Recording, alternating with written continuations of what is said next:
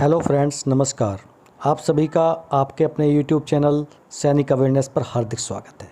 आज के अपने इस वीडियो में हम बात करने वाले हैं एफवीए द्वारा तैयार किया गया 30 अप्रैल 2023 के लिए ज्ञापन। जो ज्ञापन माननीय राष्ट्रपति महोदय, प्रधानमंत्री महोदय और रक्षा मंत्री महोदय के नाम है, जिनको आप सभी को अपने अपने सांसदों के यहाँ जाकर देना है। तो शुरू करते हैं अपना आज का वीडियो। अगर आप मेरे चैनल पर नए हैं, चैनल को सब्सक्राइब कर लीजिए। वीडियो पसंद आए तो लाइक और शेयर ज़रूर करें। इस वीडियो में हम बात करेंगे OROP 2 की विसंगतियां और जितनी भी सैनिकों के साथ हो रहे भेदभाव हैं, जिनकी वजह से जंतर मंतर पर 20 फरवरी से धरना चल रहा है।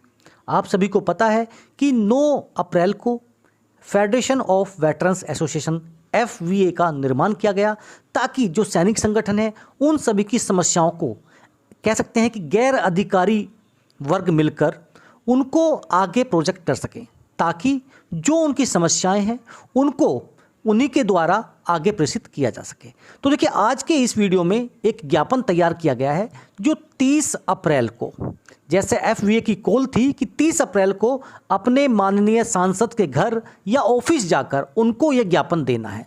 तो आपको ये ज्ञापन अपने लेटर पैड पर अपने तरह से तैयार करके अपने साइन करके देना है। तो इस लेटर में देखिए 16 मांगे, मैं कहूँगा 16 प्रमुख मांगे जो हैं वो शामिल की गई हैं। इसमें वो सारी मांगे हैं जितने भी सैनिक संगठन थे उन्होंने वहाँ मिलकर अपने अपने पॉइंट रखे और ये सारी मांगे क्लब करके बनाई गई हैं। तो आप इनको सुपर 16 कह सकते हैं। तो देखिए, उसमें क्या क्या मांगे हैं आज की इस वीडियो में मैं आपसे डिस्कस करने वाला हूं। अगर आप मेरे चैनल पर नए हैं, चैनल को सब्सक्राइब कर लीजिए। वीडियो पसंद आए तो लाइक और शेयर ज़रूर करें। देखिए, सभी को पता है कि जंतर मंतर पर 20 फरवरी से धरना चल रहा है।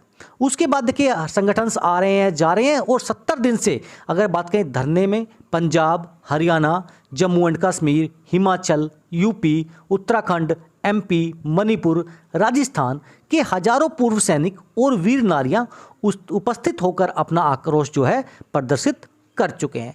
3 अप्रैल 2023 को सभी ने अपने DM के माध्यम से जो है हमारे सुप्रीम कमांडर राष्ट्रपति जी, प्रधानमंत्री जी और रक्षा मंत्री जी तक अपना ज्ञापन पहुंचाया था। अब की जो 30 अप्रैल की बारी है वो है आपके माननीय सांसद, क्योंकि देखिए सांसद जो होते हैं वही आपके कानून निर्माता होते हैं, वही आपके लिए रूल्स रेगुलेशंस बनाते हैं। तो देखिए, उनके थ्रू यहाँ पर आपको ये बातें आगे पहुंचानी है। तो इसमें क्या क्या चीज़ें की गई हैं वो आप देख सकते हैं। सबसे पहला पॉइंट दिया गया है OROP की विसंगतियों का निवारण। सभी को पता है कि 1 रैंक 1 पेंशन में विसंगतियां ज़्यादा हैं, खामियां ज़्यादा हैं, खासियत जो है बहुत ही कम है। तो जैसा इसमें बताया गया कि 1973 तक JCO और जवानों का बलपूर्वक कम सेवा अवधि व उम्र में रिटायर करने की वजह से उनकी पेंशन का निर्धारण जो है 75% हुआ करता था, लेकिन जिसे घटाकर 50% कर दिया गया और ये आश्वासन दिया गया कि 1 रैंक 1 पेंशन के माध्यम से ये क्षतिपूर्ति आपकी सरकार द्वारा कर दी जाएगी। लेकिन 1 रैंक 1 पेंशन जो आया ये केवल नाम मात्र का रहा जवानों के लिए, और 3% जो रिटायर्ड अधिकारी हैं वो उसका मैक्सिमम बेनिफिट लेके गए, जो कायदे में उसके हकदार नहीं है। समान रैंक समान पेंशन का निर्धारण सही न होने के कारण क्या क्या है? निर्धारण होना चाहिए था जो भी नोशनल मैक्सिमम पे है या पेंशन है उस आधार पर, लेकिन हुआ किस पे? 2013 में जो रिटायर हुए JCO जवान की पेंशन का मिनिमम और मैक्सिमम का एवरेज निकाला गया, जिससे पूरी की पूरी विसंगति जो है पैदा हो गई। आप देख सकते हैं यहाँ पर एक टेबल दी गई है जिसमें दिखाया गया है। देखिए, यहाँ पर पूरी टेबल्स आप देख सकते हैं कि सिपाही से लेके ऑनररी लेफ्टिनेंट, ऑनररी कैप्टन तक आप देखेंगे 7.8% जो एवरेज वृद्धि यहाँ पर देखी गई है। लेंथ ऑफ सर्विस आप सामने देख सकते हैं, सिपाही 17 साल, नायक 22 साल, हवलदार 24 साल। ये जो आप लेंथ ऑफ सर्विस देख रहे हैं, इस आधार पर अगर ये परसेंटेज इंक्रीमेंट देखा जाए, वृद्धि देखा जाए, तो देखिए 7 से 8% वृद्धि बैठती है। वहीं अगर हम बात करें अधिकारीगण की, तो ये वृद्धि जो है 30% से भी ऊपर बैठती है, यानी लगभग 4 गुना से ज़्यादा जो है यहाँ पर बेनिफिट दिया गया 1 रैंक 1 पेंशन में अधिकारी वर्ग को। पुनः 1 रैंक 1 पेंशन द्वितीय जो OROP 2 जुलाई 2019 से लागू की गई, उसमें तो देखिए और भी बड़ा बवंडर कर दिया गया। 7वें वेतन आयोग द्वारा वेतन और पेंशन का निर्धारण गलत पे मैट्रिक्स लेवल अपनाने से कुछ रैंक्स की पेंशन कम ही कर दी गई, जिसमें आप सभी जानते हैं कि जितने भी JCOs एंड SCOs हैं उनकी पेंशन पहले से कम हो गई है। सेकंड पॉइंट यहाँ पर उठाया गया मिलिट्री सर्विस पे में भेदभाव के कारण। देखिए सभी को पता है कि जोखिम और कठिनाइयों की वजह से जो एमएसपी लाया गया था, लेकिन उस एमएसपी का कॉन्सेप्ट ही खत्म हो गया जब अधिकारियों को 15,500, जवानों को केवल 5,200 दी गई। क्योंकि अगर देखिए किसी भी कंडीशन में आप तुलना करें कठिनाइयों की, रिस्क एंड हार्डशिप की, तो आपको पता चल जाएगा कि एक जवान जो है कई गुना ज़्यादा रिस्क एंड हार्डशिप में रहता है कंपेयर टू एक अधिकारी। तीसरा पॉइंट है यहाँ पर डिसेबिलिटी पेंशन के लेकर। देखिए हमने ऑलरेडी काफ़ी वीडियोस बनाई हैं इसके ऊपर, जहाँ एक जेसीओ एंड ओआर जो है 2006 में 3,510 रुपये डिसेबिलिटी पेंशन के रूप में लेता था, अब उसकी पेंशन जो है डिसेबिलिटी पेंशन 9,000 रुपये हो गई है, यानी 156% की इसमें वृद्धि हुई है। लेकिन वहीं एक अधिकारी की पेंशन जो 5,880 हुआ करती थी वो बढ़ के 75,000 हो गई है, यानी 1,200% के आसपास यहाँ पर वृद्धि दर्ज की गई है। तो यानी 10 गुना से भी ज़्यादा जो है डिसेबिलिटी पेंशन में डिफरेंस देखा गया है। अब बात करते हैं रिजर्विस्ट पेंशन के बारे में।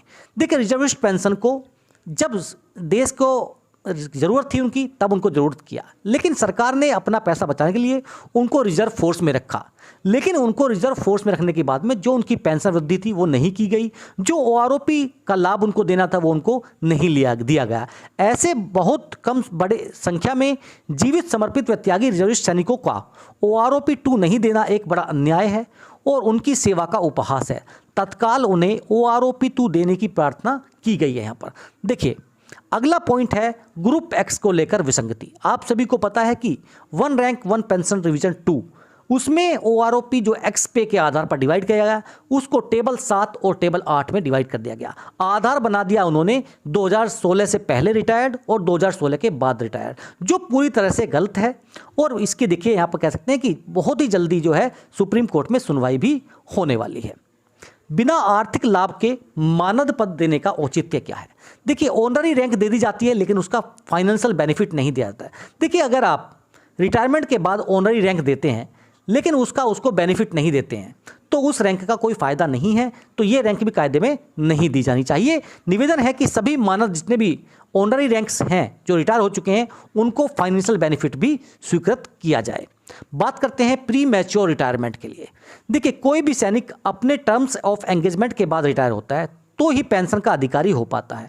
फिर ओआरओपी 2 की धारणा को नकार कर उसे वंचित रखना अन्यायपूर्ण है। तो जितने भी पीएमआर हैं उनको पीएमआर न कह के उनको देखिए पेंशन का हक, उनको ओआरओपी 2 रिवीजन का हक जो है मिलना चाहिए।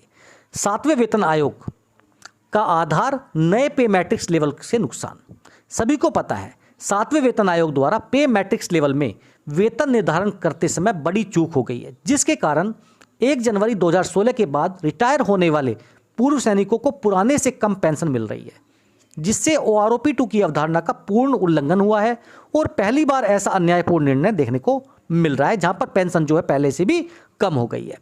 बात करें फैमिली पेंशन की, उसमें वृद्धि की बात की गई है। देखिए परिवार जो फैमिली पेंशन है जो 30% हो जाती है उसको 60% करने की बात यहाँ पर की गई है, क्योंकि जो फैमिली मेंबर होता है, जो मेन जो पेंशनर होता है, उसकी मृत्यु के बाद में देखिए उसकी जो फैमिली होती है उस पर जो है अतिरिक्त बोझ पड़ता है। तो उस बोझ के लिए यहाँ पर जो फैमिली पेंशन है वो यहाँ पर 60% होनी चाहिए, ना कि 30%।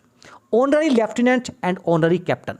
देखिए बात करें अगर ऑनररी लेफ्टिनेंट और ऑनररी कैप्टन की, तो देखिए कप्तान से अधिक पेंशन लिया करता था पहले, पर अब उस रैंक्स की पेंशन वृद्धि नहीं के बराबर की जा रही है। शायद इस मामले में भी दुर्भावनावश ऐसा किया गया है, क्योंकि अब टाइम स्केल प्रमोशन के कारण कोई कमीशन ऑफिसर लेफ्टिनेंट, कैप्टन या मेजर रैंक से रिटायर नहीं हो पाता है, क्योंकि टाइम स्केल लगा दिया गया है। आप आराम से जो है जो अपना लेफ्टिनेंट कर्नल है वहाँ तक बन जाते हैं, तो इन रैंक्स में कोई भी रिटायर नहीं होता है। तो इस रैंक का जो है आपने जो इंक्रीमेंट करना था, जो पेंशन में वृद्धि करनी थी, वो बंद कर दिया, जिसका नुकसान जो है honorary lieutenant and honorary captain को देखने को मिल रहा है।